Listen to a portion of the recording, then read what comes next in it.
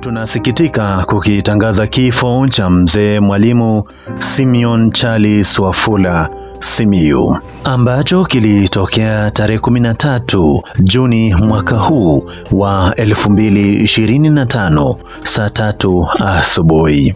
Alizaliwa tarehe 29 Aprili mwaka wa 1936 katika kijiji cha Nakhwana, eneo bunge la Bumula, kaunti ya Bungoma, akiwa mtoto wa marehemu Philip Simiyu Kunusia kutoka katika ukoo wa Omumeme na marehemu mama Lokelesia Khisa kutoka ukoo wa Omwemba. Alikuwa ndugu wa marehemu Paul, marehemu Anyesi, Helen, Sylvester, Redempta, Frida, Antonina, Mtawa Fidelis, Fred, Pauline, Florence, Congesta, Beatrice, Pius, Praxides, John, Dennis na Robert.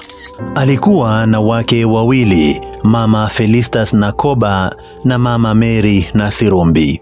Alikuwa baba yake Reginald, Patrick, Francisca, Martin, Adelaide, John, Fidelis, Jen, Padre Willis, Anthony, Zakayo, Alex, marehemu Lucy, Mercy na Jacinta.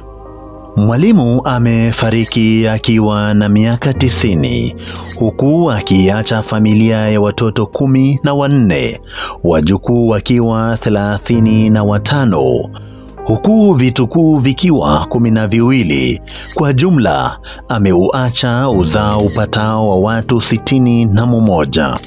Mwili wa marehemu umehifadhiwa katika makafani ya Life Care mjini Bungoma, huku kitarajiwa kutolewa siku ya Jumatano saa 6 mchana hadi katika kanisa Katoliki la Maria Mama wa Mungu Kimwanga kwa misa ya wafu, huku misa nyingine ikisomwa saa 1 jioni nyumbani kwake kule Nakhwana. Marehemu atapumzishwa siku ya Alhamisi. Nasi watangazaji kutoka katika stesheni ya uinjilishaji wa imani Katoliki duniani, Amani Media Catholic TV, tunawapa pole jamii na marafiki wa familia ya mwenda zake mzee Mwalimu Simeon Charles Wafula Simiyu.